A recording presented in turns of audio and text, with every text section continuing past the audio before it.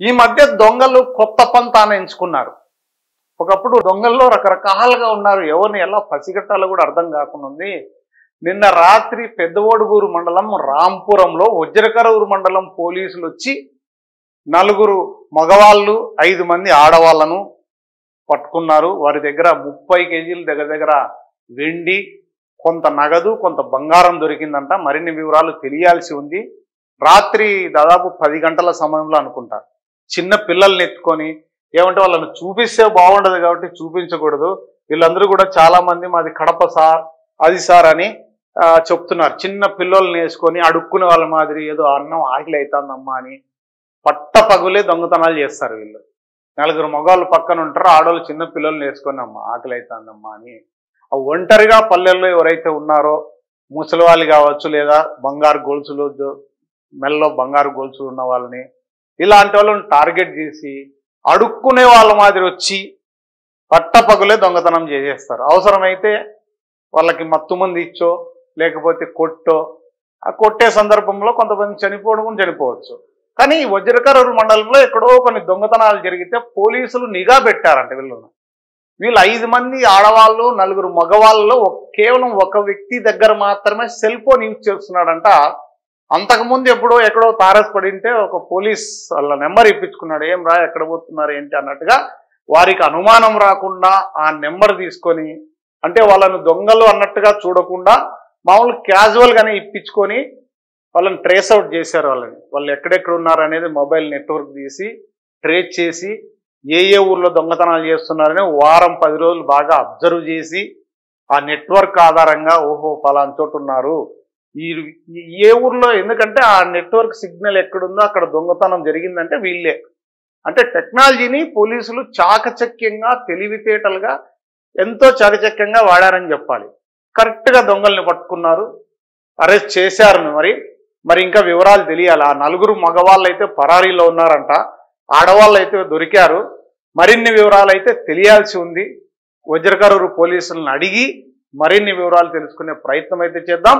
ఏది ఏమైనా పల్లెల్లో ఎవరన్నా చిన్న పిల్లలు ఎత్తుకొచ్చో లేకపోతే అమ్మా ఆకలి అవుతుందని మిమ్మల్ని టార్గెట్ చేయడానికి చూస్తారు. తస్మాత్ జాగ్రత్త.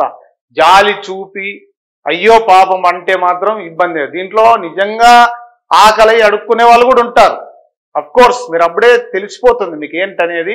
కాబట్టి మీరు ఒక్కరే ఉన్నప్పుడు దయచేసి తలుపులు తీయడము, వారిని ఇంట్లోకి పిలుచుకొని అన్నం పెట్టడము, ఇవన్నీ చేస్తే మీ ప్రాణాలకే ముప్పు, మీ ఇంట్లో ఉన్న వస్తువులు కూడా పోతాయి. తర్వాత మళ్ళీ పోలీసులను ఆశ్రయించాలి, అవసరమైతే ప్రాణాలు కూడా పోతాయి. అందుకని పల్లెల్లో కానీ టౌన్లో కానీ ఒంటరిగా ఉన్నప్పుడు చాలా చాలా జాగ్రత్తగా ఉండాలని AP39 టీవీ హెచ్చరిస్తోంది. ఇవన్నీ ఒకసారి మళ్ళీ వీడియో చూడండి మీరే. కళ్యాణే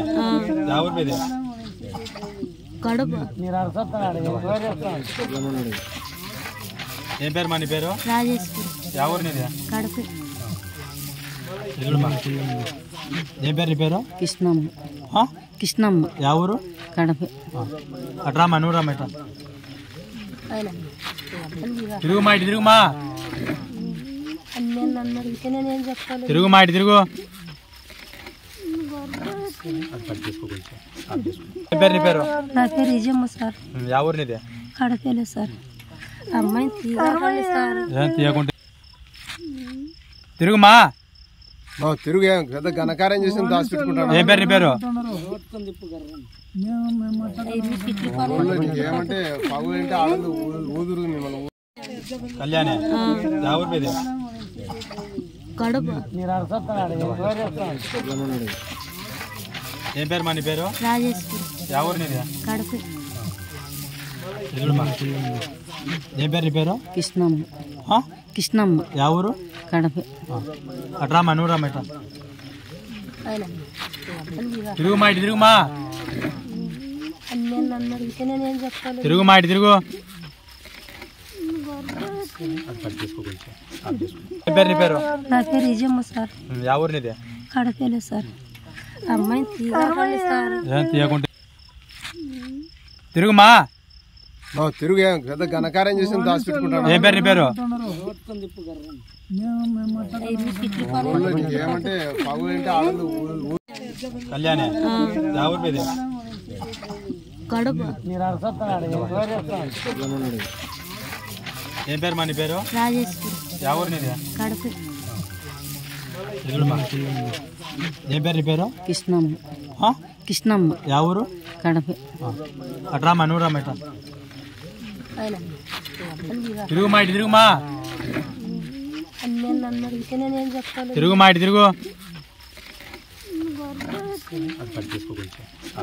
ఏం పేరు నీ పేరు నా పేరు విజయమ్మ సార్ ఎవరు నీది కడపలే సార్ అమ్మాయిని తీయకండి సార్ ఏం తీయకుంటే తిరుగుమా తిరుగు పెద్ద ఘనకార్యం చేసి దాచిపెట్టుకుంటాను ఏం పేరు నీ పేరు ఏమంటే పగులంటే ఆడలు ఊదురు మిమ్మల్ని